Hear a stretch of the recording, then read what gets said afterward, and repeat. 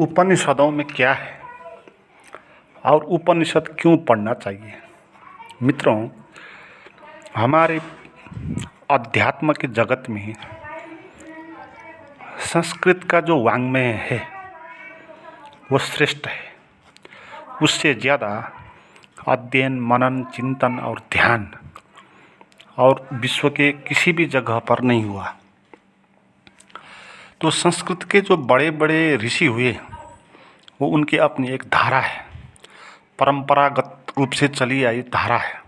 और बड़े बड़े ऋषि मुनि पैदा हुए और उन्होंने जो भी अनुभव किया, आत्मा, परमात्मा, ध्यान, ज्ञान, ईश्वर, नरक, स्वर्ग, इन सब के बारे में तो अपना अनुभव उन्होंने साझा किया। तो उस वक्त जब प्राचीन सभ्यता होगी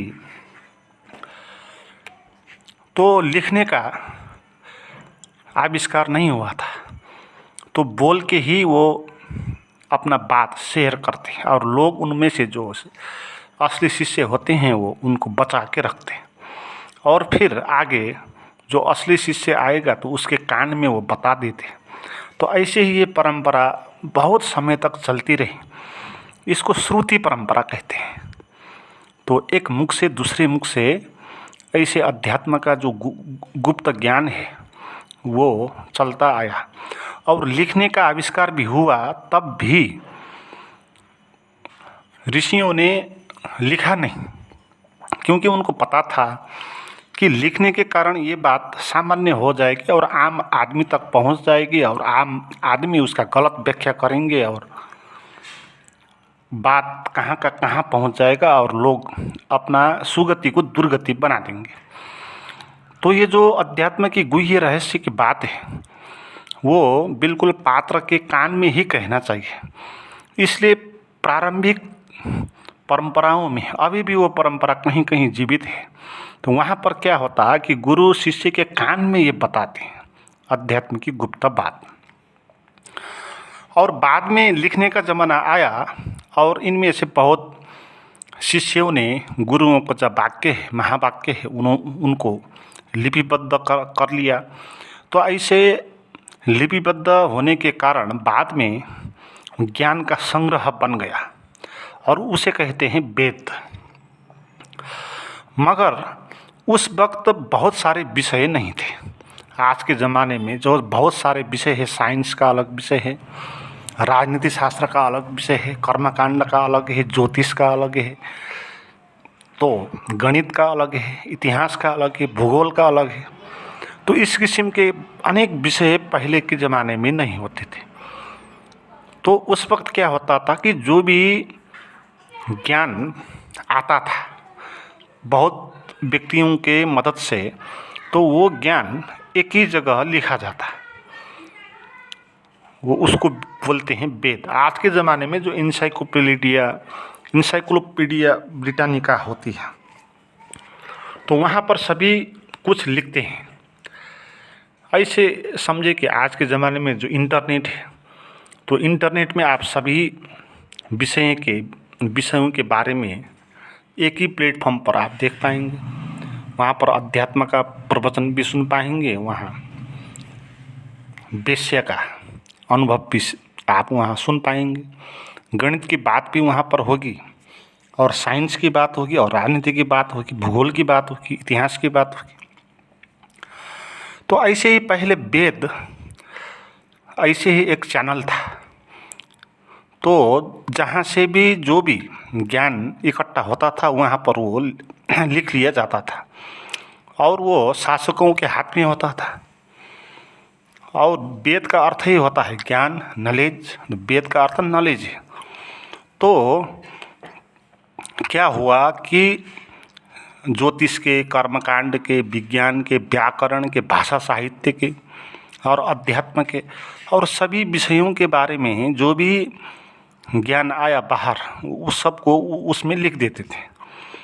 तो ऐसे ही प्रारंभ में ऐसे ही ये बना, ज्ञान संग्रह बना। बाद में इसको 4 वेदों में बांट दिया गया, जिसको ऋग्वेद, यजुर्वेद, सामवेद, अथर्ववेद बोलते हैं। और उनमें से वैदिक जो ऋचाएँ हैं उनका एक अलग संग्रह हुआ, और कर्मकांड के बारे में जो है उसको अलग किया गया, और पूजा पाठ संग संबंधित जो भी है उसको अलग किया गया, और संगीत साहित्य व्याकरण से संबंधित उनको अलग किया। तो ऐसे 4 विषय बना लिया, तो उनको 4 वेद बोलते हैं। और बहुत समय तक ये 4 वेद चलता आया। बाद में क्या हुआ कि जो अध्यात्म का विषय है वो भी वेदों के भीतर छिपा पड़ा गया, और वेदों में अध्यात्म की ऊंची ऊंची बात भी है, और सबसे नीची बात कर्मकांड की बात भी है। वहाँ स्वर्ग नरक की बात भी है और मुक्ति की भी बात है। वहाँ पिशाच भूत प्रेत भगाने का मंत्र भी मिलता है, और वहाँ अध्यात्म के ऊंचे ओम पूर्णमिद पूर्णमादाय जैसे ऊंचे ऊंचे ऋचा भी वहाँ मिल जाता है। तो बाद में ऋषि मुनियों ने उस वेद से जो भी अध्यात्म से संबंधित ज्ञान का श्लोक है तो उनको वहाँ से उन्हें निकाल दिया और उनको संग्रह किया गया, तो उसको उपनिषद बोलते हैं। तो उपनिषद शुद्ध अध्यात्म विषयक ऋचाओं का संग्रह है, और इस किस्म के बहुत सारे उपनिषद पाए जाते हैं। अभी तक 1 से 2 तक के उपनिषद पाए गए, और बहुत सारी संख्याओं में उपनिषद हो सकते हैं, वो विलुप्त हो गए, उनको संग्रह किया नहीं गया। तो उनमें से भी 8-10 जो उपनिषद है वो बहुत श्रेष्ठ उपनिषद है। तो जब उपनिषद का ज़माना आया तब अध्यात्म को अलग किया गया। अध्यात्म में भी जो ऊंचे के ऊंचे ज्ञान की बात है उसको अलग किया, शुद्ध ज्ञान की जो बात है, कर्मकांड नहीं।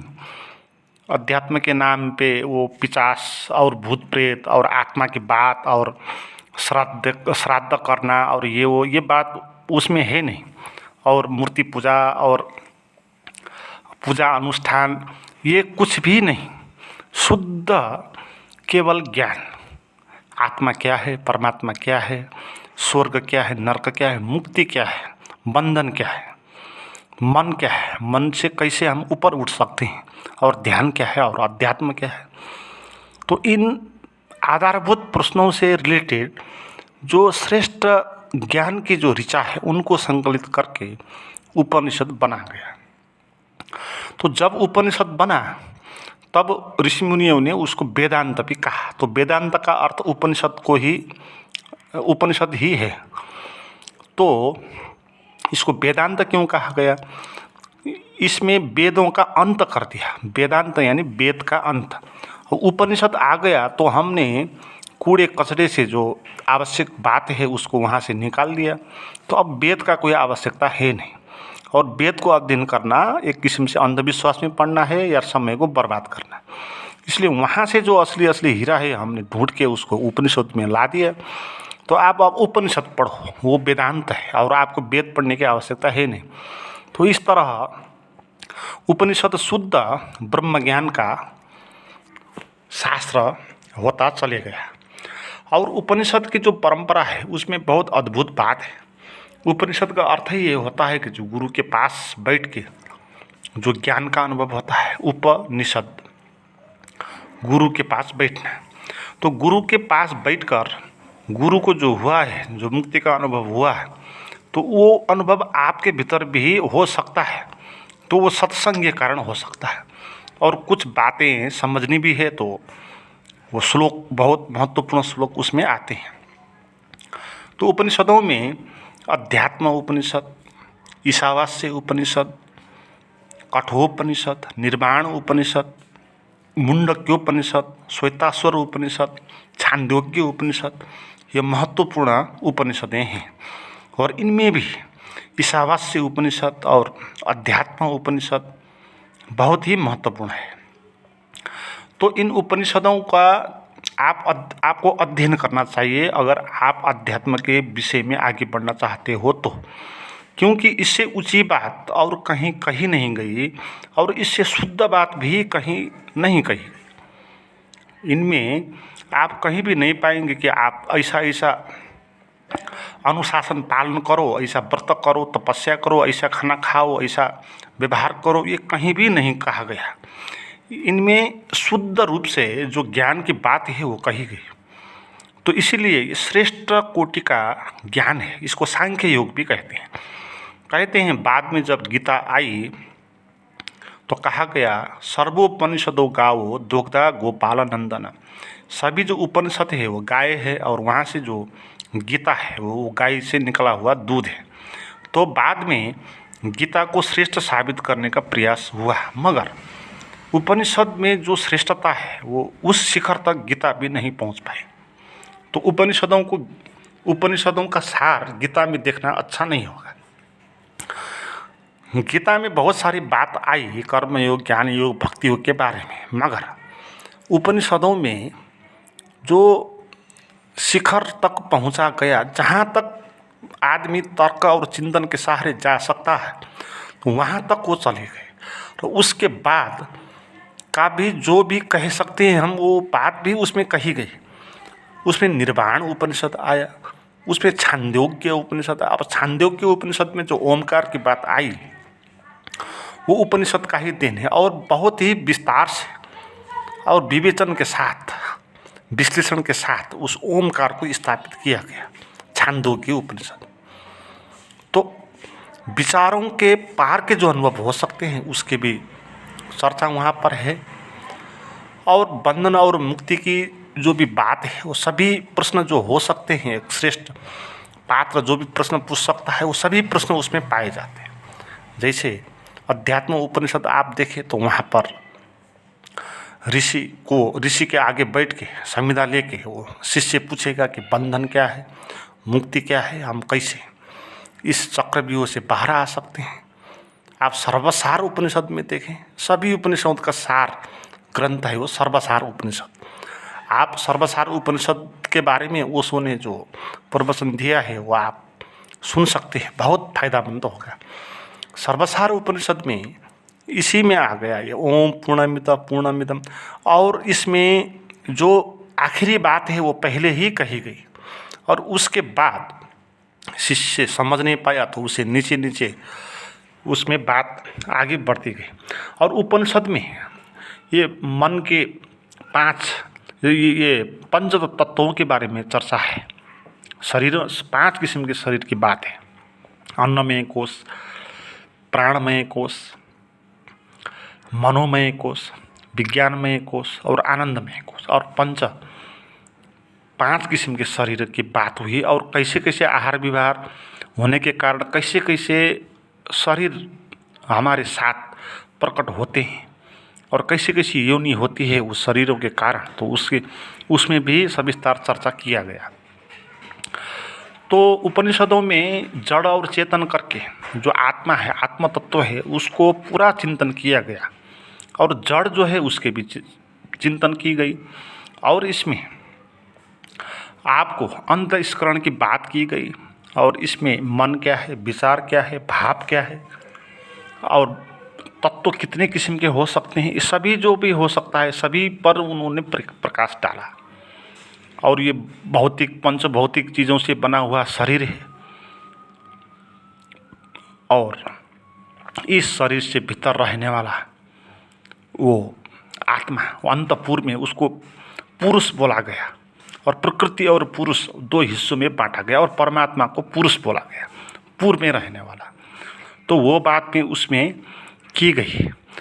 तो बंधन है ही नहीं, कैसे हम भ्रम में पड़ सकते हैं, वो भ्रम की बात, इल्यूजन की बात भी उसमें उपनिषदों में सविस्तार आई है। बहुत प्रकार के जो भ्रम होते हैं जिसमें उसको अध्यास बोला गया।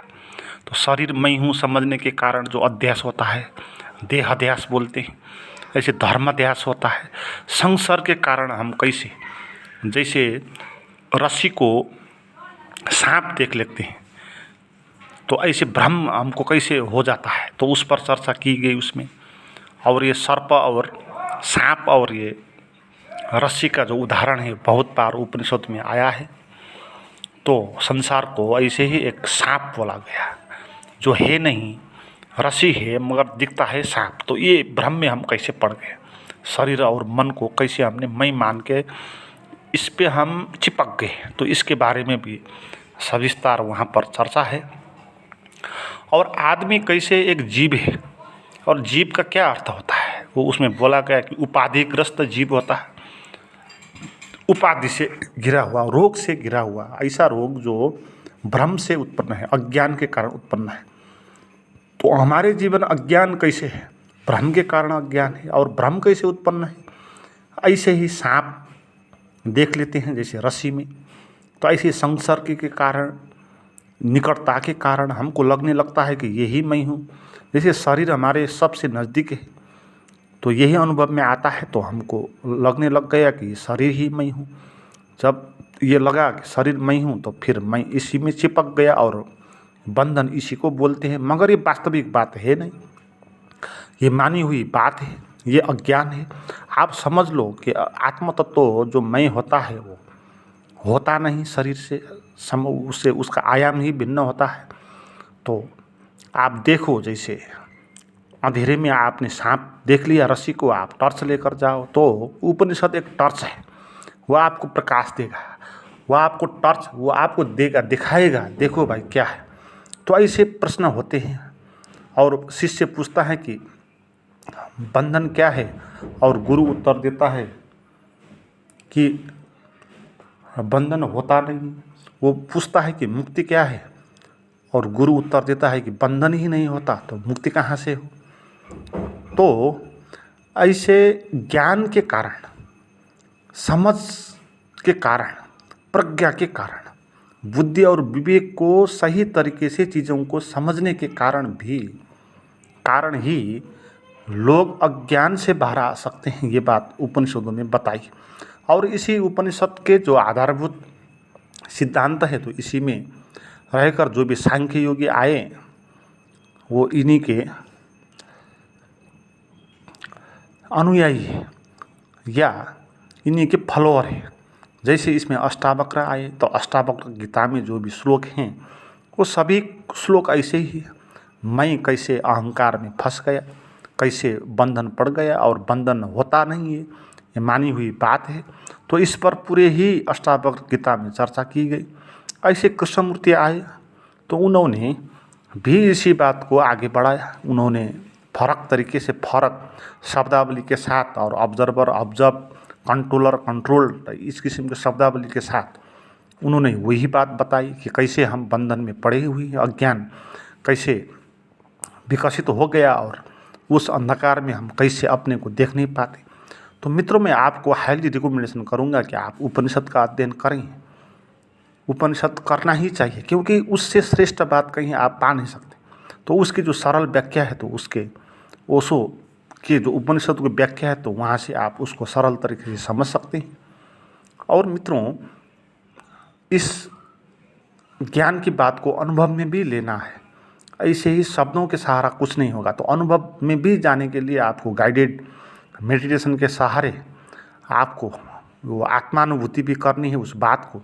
तो उसके लिए जो नए मित्र है, तो मेरी कुछ प्राइवेट गाइडेड मेडिटेशन की वीडियो है, वो आप सुना और कर सकते हैं। उसके लिए आप मुझे बात करें, उसका नंबर और लिंक डिस्क्रिप्शन में दिया हुआ है।